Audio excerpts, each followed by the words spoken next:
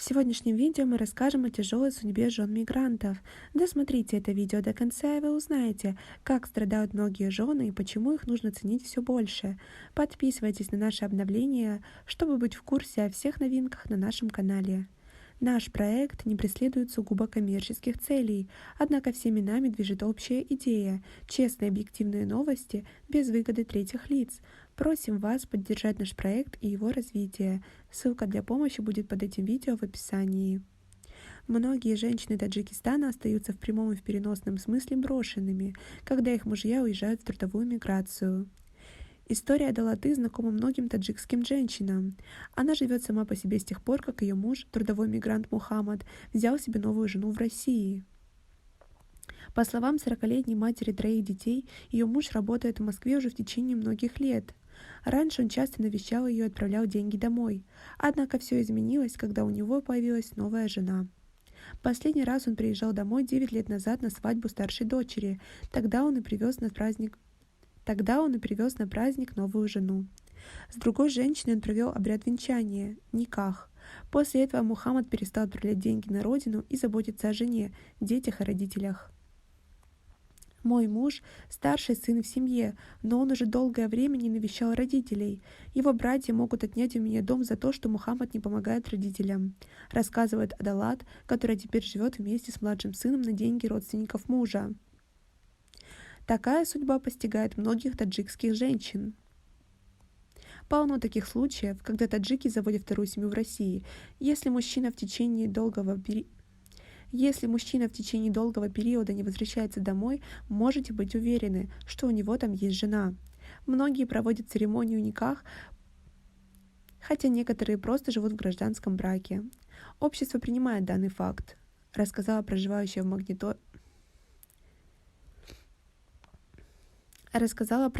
в Магнитогорске Шарафмола Кабирова.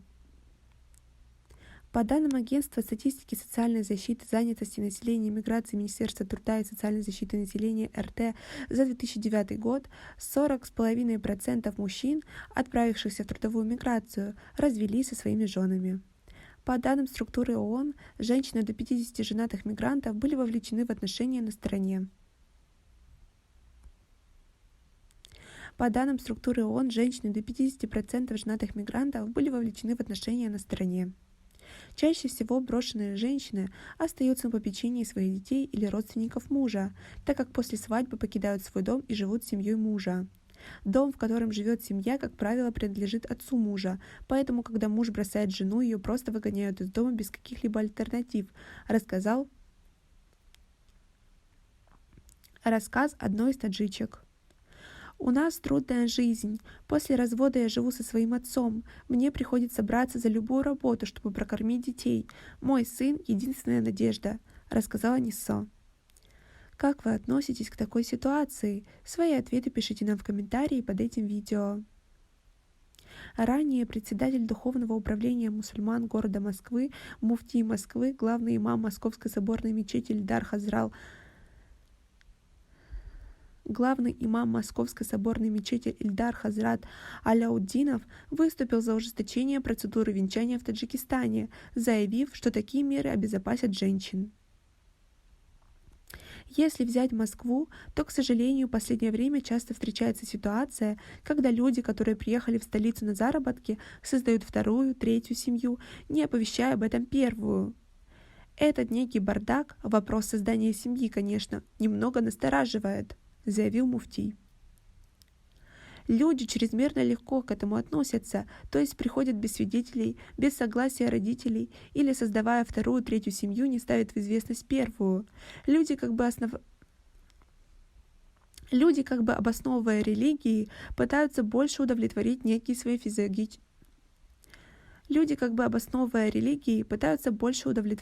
свои физиологические потребности. Это не есть хорошо, пояснил муфтий Москвы. А жены все ждут мужей своих на родине. Выживают как могут, а все с нетерпением ждут.